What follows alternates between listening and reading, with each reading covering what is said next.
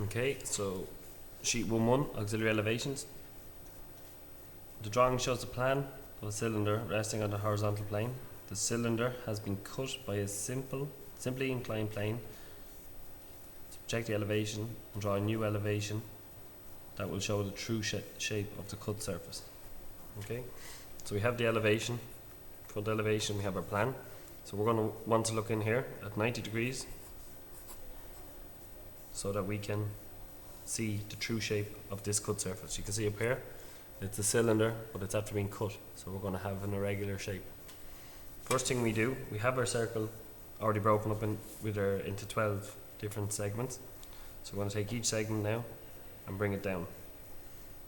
Okay, so we know 4 is going to be here. And bring down 5 and 3. So where that cuts, that intersects that point, that's going to be 5 and 3. Okay, 6 and 2 we bring straight down. Where they intersect is going to give you that point. So 7 and 1 are on the center line. We have 8 and 12, we're going to bring it straight down.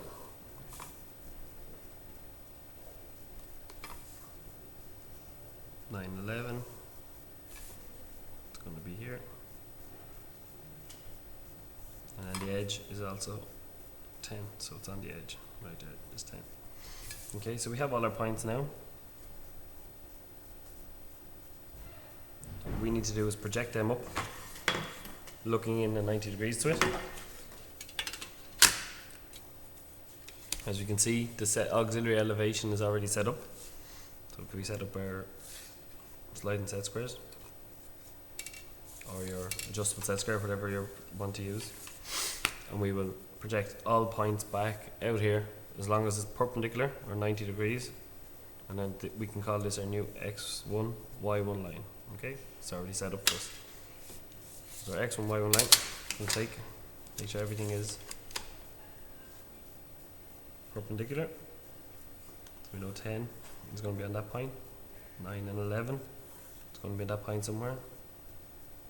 Okay, we know that's going to be along that point. 8 and 12, 7 and 1 is going to be there somewhere. 1 and 2,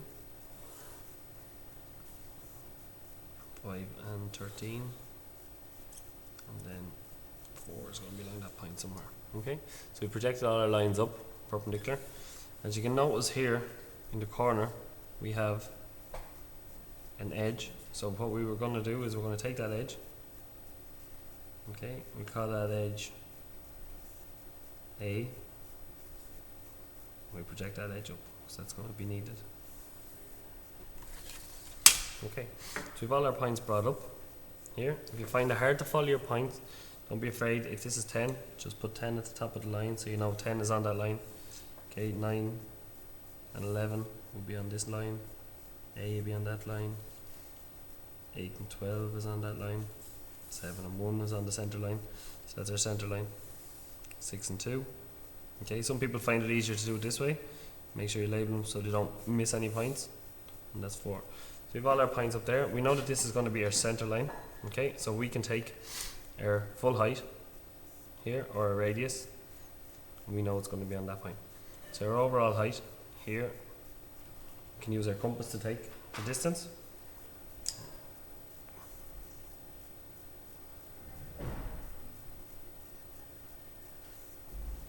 So 1 to 7.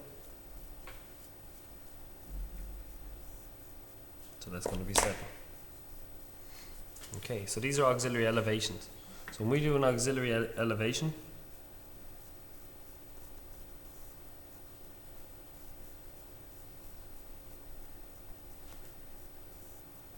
they are projected from plan.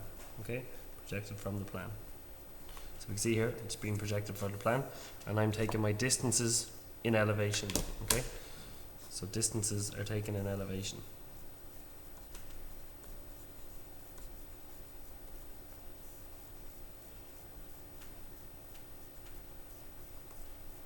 Okay, so it's the exact same thing as our auxiliary plan. Okay, except we're doing it in a different order. If it's auxiliary elevation projected from plan, distance taken from the XY line in elevation. So there's 7. So we know that 7 is that on that point. So I'm going to take here 6. So we know 6 and 8 are the same distance away from the X1 or the XY line. So we're going to take them and step it up on 6. Okay, and 8. This is just to save time. There's no point in taking the distances twice when they're the same. We have 5 and we have 9, the same height. So there's 9. There's 5.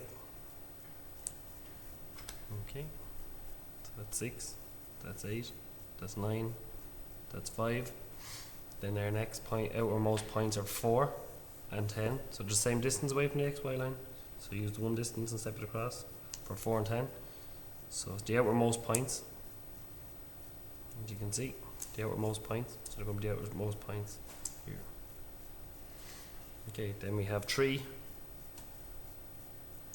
So 3 and 11, same distance. So this is 3. This is 11.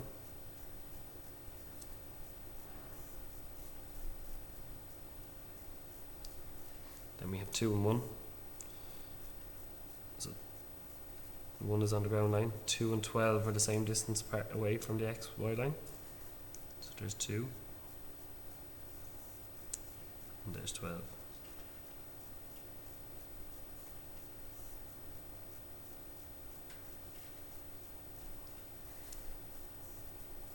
That's 12, 2, and we know 1 is on the ground line. So 1 is there on the ground line. So what we can do then is we can use our freehand to join our points, but we're missing one edge here. So one edge here goes from, we said, we have A, the edge called A, the top we call B, and the bottom we call C. So we have the edge A with B on the top, okay, and C on the bottom. Okay, so there's our A line, our edge line. So we take the distance then, B. So it's going to be B. And then we have C there at the bottom. Okay, let's see. Okay, so we know if we look in here, we'll see this as an edge. So we can join B and C straight away. So now that's going to be a true edge. We know then 1 goes to C, goes to 2, 3, 4, 5 all the way back around. So using freehand,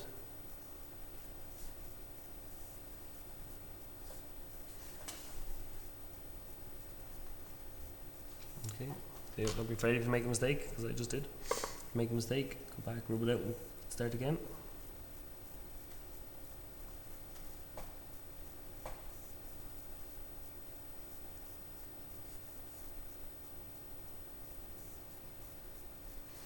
Okay, so the true surface here, because we're looking at the edge, okay, it's going to be foreshortened at this side here.